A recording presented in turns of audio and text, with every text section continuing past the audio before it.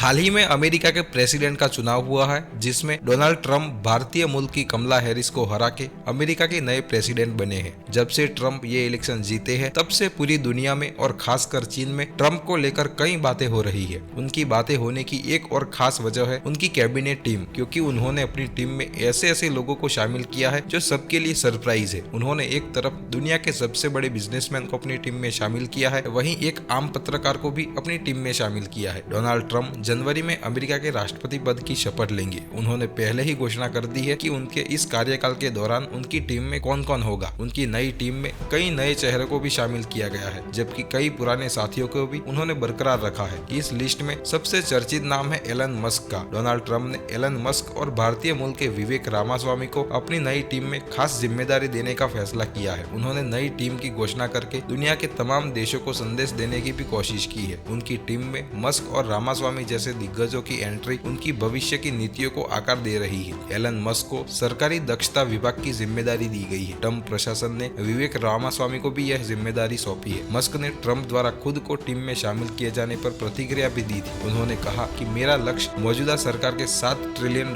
के बजट में से $2 ट्रिलियन की कटौती करना है। हालांकि यह अभी तक स्पष्ट नहीं है कि मस्क ऐसा कैसे करेंगे। वही उनके सामने दूसरी चुनौती है टकराव से बचकर नीतियां कैसे तय करते हैं। ये देखना रहा, क्योंकि मस्क खुद टेस्ला, स्पेसएक्स और स्टारलिंक जैसे कंपनियों के मालिक है। मस्क और रामास्वामी को विशेष जिम्मेदारियां सौंपने के पीछे ट्रंप का इरादा अतिरिक्त नीतियों में कटौती करना और फिजूल खर्चों में कटौती करना है। साथ ही मौजूदा एजेंसियों का पुनर्गठन करना है, जिसे डोनाल्ड ट्रंप ने मैनहट्टन प्रोजेक्ट कहा है। साथ ही उन्होंने DOGE के लक्ष्य को हासिल करने के लिए 4 जुलाई 2026 की समय सीमा तय की है। ट्रंप की इस टीम का दूसरा साथी है मार्को रूबियो, जो राज्य सचिव बनेंगे। फ्लोरिडा के सेनेटर मार्को रूबियो को डोनाल्ड ट्रंप ने अपने नए प्रशासन में शीर्ष अमेरिकी राजनीतिक अधिकारी के रूप में नियुक्त किया है। उनका काम मुख्य रूप से चीन के साथ अमेरिका के सत्ता संघर्ष को और तेज करना होगा। रूबियो ने अपनी जिम्मेदारी के बारे में कहा, मैं जानता हूं कि चीन न केवल दुनिया का एकमात्र शक्तिशाली राष्ट्र बनना चाहता है, बल्कि वह पूरी दुनिया का मार्गदर्शन करना भी चाहता है। रूबियो को इजरायल का खास दोस्त माना जाता है। वह लंबे समय से रूसी राष्ट्रपति व्लादिमीर पुतिन के भी आलोचक रहे हैं। इस टीम में तीसरे हैं जॉन रैडक्लिफ, जो CIA के नए निर्देशक होंगे। जॉन रैडक्लिफ, जिन्होंने ट्रंप के पहले कार्यकाल के अंतिम दिनों में राष्ट्रीय खुफिया निर्देशक के रूप में कार्य किया था। ट्रंप ने अपने नए कार्यकाल में उन्हें सेंट्रल इंटेलिजेंस एजेंसी का नेतृत्व करने की जिम्मेदारी सौंपी है। इसके अलावा रैडक्लिफ ट्रंप के पुराने सहयोगी है और उन्होंने ट्रंप के खिलाफ पहली महाभियोग की कार्यवाही के दौरान ट्रंप के बचाव में लड़ाई लड़ी थी। हालांकि उन्हें एक संस्थागत व्यक्ति और CIA में एक कथित सुरक्षित हाथ के रूप में देखा जाता है। ट्रंप के चौथे टीम मेंबर है पीट हेग्सेथ, जो नए रक्षा मंत्री होंगे।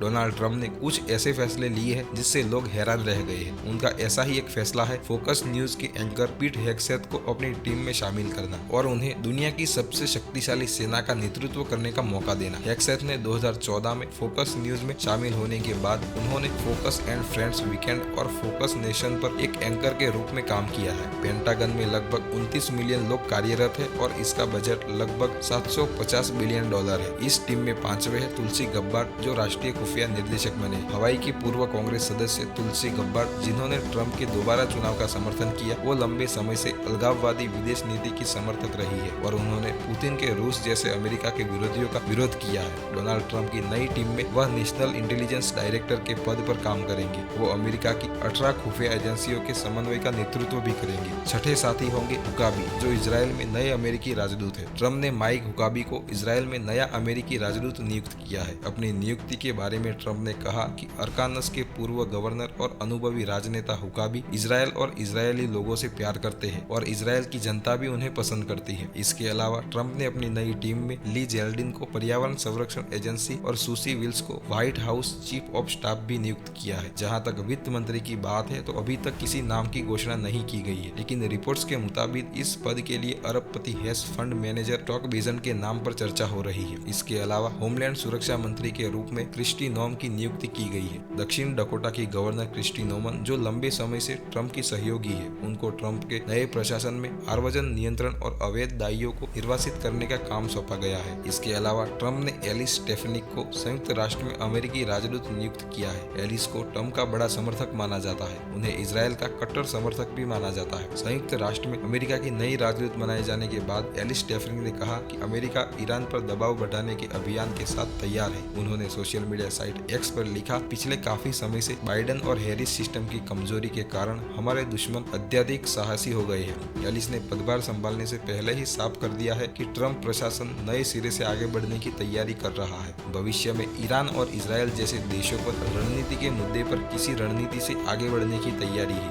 डोनाल्ड ट्रम्प ने मैट गेट्स को मुख्य न्यायाधीश नियुक्त किया है। अमेरिकी कांग्रेस में रहने के दौरान गेट्स को डोनाल्ड ट्रम्प का बड़ा समर्थक माना जाता है। इसके साथ साथ गेट्स के खिलाफ यौन तस्करी के आरोपों की जांच चल रही है। पिछले साल न्याय विभाग ने लंबी जांच के बाद मामले में आरोप लगाने से इनकार कर दिया था। ट्रम्प सरकार में माइक वॉट्स NSA बनेंगे। अमेरिकी कांग्रेसी और पूर्व विशेष अधिकारी माइक वॉट्स को ट्रम्प ने अपने विदेश नीति सलाहकार के रूप में नियुक्त किया है। वॉट्स चीन के लिए एक व्यक्तिगत खतरा है, साथ ही वो रूस की भी आलोचना करते रहे हैं। इसके अलावा वह यूक्रेन को युद्ध में अमेरिका द्वारा लिए जाने वाले समर्थन को भी कम करने के पक्ष में है। तो ये ट्रम्प की नई टीम है जिसकी चर्चा पूरी दुनिया कर रही है। जय हिंद, जय भारत।